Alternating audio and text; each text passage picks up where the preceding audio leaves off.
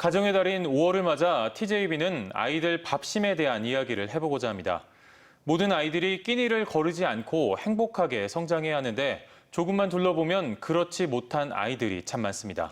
빈곤 등 여러 사정으로 결식할 가능성이 있는 저소득층이나 한부모 가정 아이들에게 나라에서 굶지 말라고 급식 카드를 지원해 주지만 이 카드로 제대로 된 한 끼를 먹는 아이들이 많지 않습니다.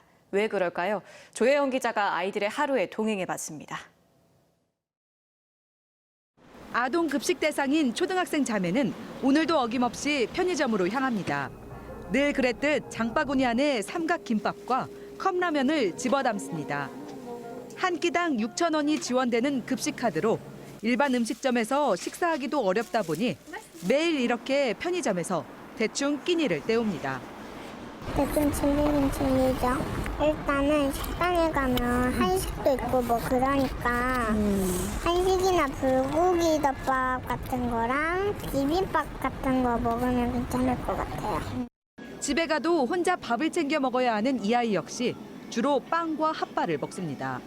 어느 날은 일반 체크카드와 다르게 생긴 급식 카드를 꺼냈다가 친구들에게 놀림을 받아 주로 혼자 편의점을 찾습니다. 되게 초라하게 느껴질 때가 많아요. 급식 카드를 다른 애들은 안 갖고 있고 저희만 좀 갖고 있으니까 같이 가기가 좀 꺼려지는 것 같아요. 결식 우려가 있는 아이들에게 정부가 급식 카드를 지급하지만 편의점 말고는 쓸 수 있는 곳이 많지 않습니다.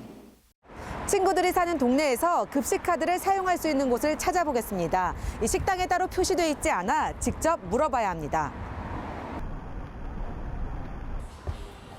사장님, 여기 급식 카드 쓸 수 있나요? 네.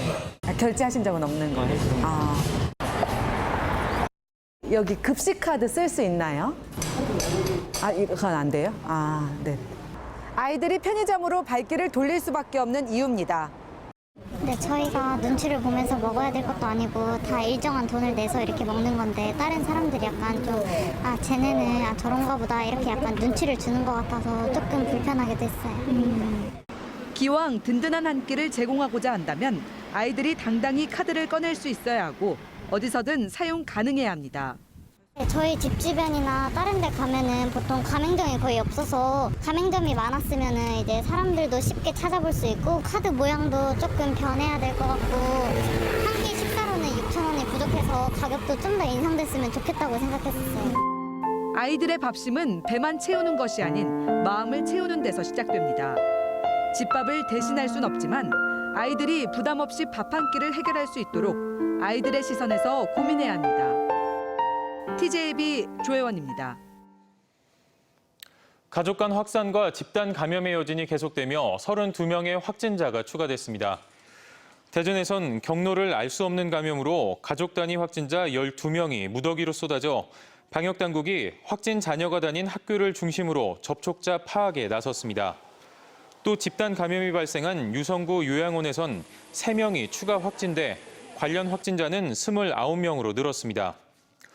충남 아산에선 14명의 확진자가 발생한 종교시설에서 1명이 추가됐고 천안 등에서도 산발적인 감염이 계속됐으며 세종에서도 확진 부부와 자녀, 부모 등 6명이 추가로 감염됐습니다. 인공지능이 코로나19 백신 접종 모니터링을 돕는 시대가 열렸습니다. 충청남도가 SK텔레콤과 협약을 맺고 인공지능으로 접종 대상자에게 접종 일정을 미리 안내하고 접종 후 이상 반응 유무를 관찰하기로 한 겁니다. 사람 못지않게 꼼꼼히 체크한다는데 7월부터 충남 전역에 적용됩니다. 서울방송센터 김성민 기자입니다. 코로나19 자가격리 능동 감시 대상자에게 전화가 걸려옵니다.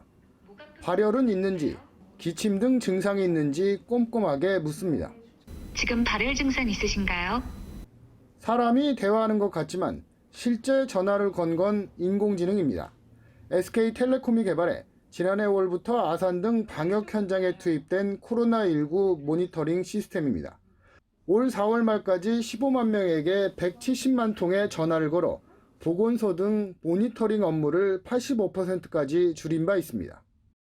이제 AI가 전화를 하면 못 받아도 그냥 AI 여러 번 트라이를 해서 전화를 하면 되고, 또 감정적으로도 AI 감정 상할 일은 없으니까요. 그래서 모든 면에서 굉장히 사람의 일을 도와주는 그러한 역할을 한다고 할 수 있습니다. 오는 7월부터는 충남 지역 백신 접종 대상자 123만 3천여 명에게 백신 접종 일정을 미리 안내하고 접종 후 이상 반응 여부를 관찰하게 됩니다. 충남도가 전국 광역 지자체 가운데 처음으로 SK텔레콤과 협약을 맺고 서비스를 제공하기로 한 겁니다. 전화만 있으면 누구나 사용이 가능해 디지털 소외계층에게 백신 접종 정보를 손쉽게 제공할 것으로 기대됩니다. 소외계층에 세심하게 그 상태를 미리 진단을 예진하는 의미. 그래서 이 백신 접종 후에 여러 가지 일환 수준상에서 소외되는 계층이 감소하는 효과가 있다고 봅니다. 인공지능이 하루 3차례 접종 대상자들에게 전화를 걸어 백신 접종 후 모니터링을 하고 이상 증상이 발생하면 관할 보건소 등의 상황이 전달돼 조치가 이뤄집니다. 인공지능이 코로나 백신 접종 현장을 바꿀 것으로 기대됩니다. TJB 김성민입니다. 양승조 충남지사가 오는 10일 세종시에서 잠정적으로 대선 출마를 선언하겠다고 밝혔습니다. 양 지사는 서울에서 열린 재경기자단 간담회에서 노무현 전 대통령 정치적 유산이자 국가균형발전 상징인 세종시에서 정권 재창출을 다짐하겠다며 그때까지 민의를 수렴하겠다고 말했습니다. 충청 대망론으로 불리는 윤석열 전 검찰총장에 대해서는 현 정부의 훌륭한 검찰총장이지만 윤 전 총장 본인이 충청에서 태어나지 않았고 충청 대망론을 언급한 적이 없다며 날을 세웠습니다.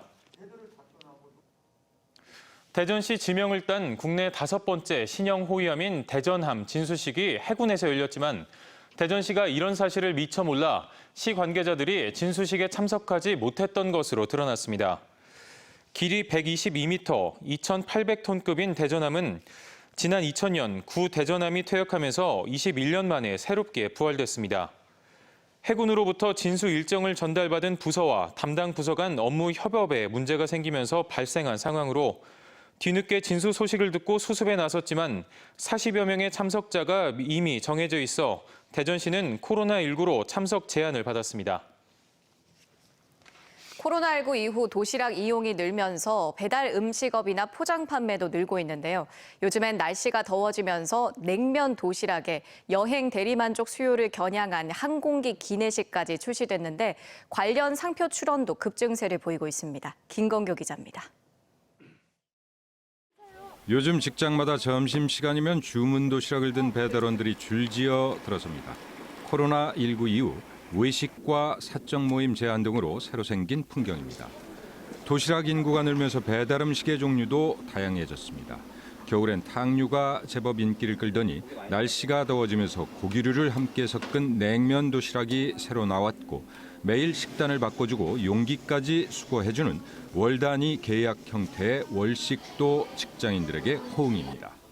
직장인들이 메뉴 고민 많이 하잖아요. 그래서 저희가 이제 월 메뉴를 다 정해드리고 배달도 하고 같이 이제 수거까지 하는 그런 형태로 도시락 배달을 하고 있습니다. 지금 굉장히 반응이 좋습니다. 편의점 등에서 팔리는 포장 판매 간편식도 가지각색입니다. 헬스 인구나 젊은 층을 겨냥한 다양한 다이어트식부터 코로나19로 해외여행이 어려워지면서 여행 대리 만족 수요를 잡기 위한 항공기 기내식까지 등장했습니다. 출시된 지는 2주 정도 됐고요. 코로나19로 인해 여행을 많이 못 가시기 때문에 그걸 충족시키기 위해서 많이 구매를 하고 계십니다. 도시락 산업이 성장하면서 관련 상표 선점 경쟁도 치열합니다. 가정 배달, 포장 판매, 테이크아웃 등 포장 배달 음식 서비스업 상표 출원이 지난해 13,000여 건으로 전년 대비 31% 늘었습니다. 특히 항공기 기내식 제공업 상표 출원은 전년 대비 121%, 호텔 음식 조달업은 65% 증가했습니다. 항공기 기내식, 호텔 음식 이런 분야는 이전과 다르게 이제 바깥 활동이 제약되다 보니까 관련 업계에서도 불황을 극복하기 위해서 자사 이제 브랜드 차별화 전략으로 출원도 많이 같이 상승한 걸로. 반면 키즈 카페업과 레스토랑 요리 예약업은 전년 대비 각각 28%와 18%씩 감소하는 등 방문 외식업 추로는 감소 또는 정체 추세입니다. 특허청은 코로나19 피해 음식업체들이 배달이나 포장 판매 증가 수요에 적극적으로 대응한 것으로 분석하고 당분간 이런 추세가 이어질 것으로 전망했습니다. TJB 김건규입니다. 세종시 교육청은 전국 최초로 추진 중인 캠퍼스 고교 설립 사업이 교육부 중앙투자 심사를 통과했다고 밝혔습니다. 교육청은 2024년 3월까지 6-3 생활권 내 6만 4천여 제곱미터 부지에 50개 학급 1,200명 수용 규모로 캠퍼스 고교를 설립할 계획입니다. 고교 학점제 전면 도입에 대비할 캠퍼스 고교는 고교 학점제 운용에 맞춰 학생들의 과목 선택권을 확대하고 진로 맞춤형 교과 중점 과정을 운영합니다. 2027년 국내에서 처음으로 상용화할 대전 도시철도 2호선 트램의 차량 디자인이 시작됐습니다. 트램 차량 디자인은 경험 많은 독일 업체가 맡게 되며 대전의 정체성과 도시 브랜드 가치를 담을 방침입니다. 차량은 누구나 편리하게 이용할 수 있고 교통 약자들의 불편이 없도록 제작할 계획으로 도시 시설물과 조화도 중요한 만큼 도시 환경에 융화될 계획입니다. 대전 트램은 서대전역과 정부청사, 유성온천, 다시 서대전역 등 36.6km 구간을 순환하며 7,492억 원을 투입해서 2027년 개통 예정입니다. 지하철을 타다 보면 가끔 목이 컬컬하고 숨쉬기 불편한 느낌을 받을 때가 있죠. 미세먼지 농도가 바깥보다 최대 5배나 높기 때문인데 국내 연구진이 물방울을 이용해 지하철역처럼 넓은 공간의 공기를 정화할 수 있는 기술을 개발했습니다. 김진호 기자입니다. 지하철 역사는 자연 환기가 어려운 데다 좁은 공간에 여러 사람이 몰리는 특성상 미세먼지에 취약합니다. 전동차가 승강장에 도착해 스크린 도어가 열릴 때는 미세먼지의 농도가 순간적으로 더 올라갑니다. 에너지기술연구원이 물방울을 이용해 밀폐된 공간을 떠다니는 미세먼지는 물론 각종 세균까지 제거할 수 있는 공기정화 기술을 개발했습니다. 기술의 핵심은 물에 높은 전압을 가해 강력한 산화, 살균 기능을 가진 과산화수소수와 오존수 성분의 미세한 물방울을 만드는 것입니다. 이 물방울이 정전기로 주변의 미세먼지를 끌어모으고 공기 중에 떠다니는 세균이나 바이러스를 흡착해 제거하는 원리입니다. 연구팀은 서울의 지하철 역사에 이 기술을 적용한 공기청정기 2대를 설치해 미세먼지와 부유세균에 대한 뛰어난 제거 효과를 실제로 입증했습니다. 서울교통공사 5호선 장안평역에서 실증 연구를 마쳤으며 미세먼지는 98%, VOC는 95%, 그리고 살균의 경우는 99.9% 저감 효율이 있다는 것을 밝혔습니다.